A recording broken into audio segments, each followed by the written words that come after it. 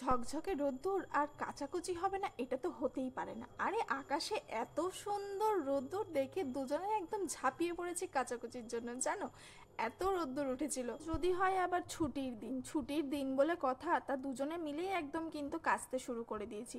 ও কিন্তু কেচে দিচ্ছিল, কারণ আমার শরীরটা সেরকম একটা ভালো ছিল না। আর আমি বললাম থাক, আমি তাহলে ধুয়ে দিচ্ছি, তুই তাহলে কেচে দে। আমরা দুজনেই কিন্তু একসাথে মিলে কাজ করলে অনেকটা, যে কোনো জিনিসই একসাথে করলে দেখবে কাজটা অনেক তাড়াতাড়িও হয়ে যায়, অনেক সহজও হয়ে যায়।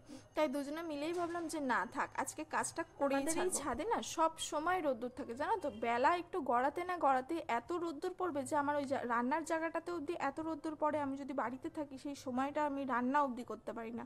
সারাদিন ওই সামনেটাই না আমি সব সময় বিছানার চাদর টাঙিয়ে রাখি। কারণ কেন বলো তো, এত রোদ্দুর যে ওখানে বসে যে আমি কিছু একটা করব সেটার করারও উপায় হয়ে ওঠে না। গরমে তো খুবই কষ্ট হয় আমাদের, কারণ পুরো বারান্দাটা যেহেতু রোদ্দুর থাকে, তারপরে ঘরের মধ্যে অবধি রোদ্দুর চলে যায়, জানো। কিন্তু শীতকালে কিন্তু আবার আমাদের সেই আরাম, দেখো আর এক শয়তানের বদমাইশি, এরকম করে কিন্তু আমাদের দিনটা কাটে। যদি জামা কাপড় কেচেছিলাম যে আমাদের দড়ি শর্ট পড়ে গেছিল, দেখো আমাদের এখানে আবার এক্সট্রা করে দড়িও লাগাতে হয়েছে। এদিকেও একটা দড়ি লাগাতে হয়েছে, ওদিকেও একটা দড়ি লাগাতে হয়েছে।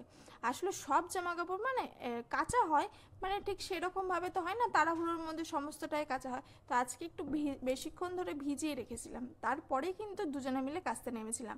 তো দেখো আমার সমস্ত জামা কাপড় কিন্তু কাঁচা হয়ে গেছে। তো কেমন লাগলো তোমাদের এই ভিডিওটা অবশ্যই কিন্তু জানাতে ভুলো না। আর হ্যাঁ, যারা আমার চ্যানেলটাই নতুন আছে তারা প্লিজ চ্যানেলটাকে সাবস্ক্রাইব করে দিও। ততক্ষণের জন্য টাটা, সকলে খুব ভালো থেকো, বাই।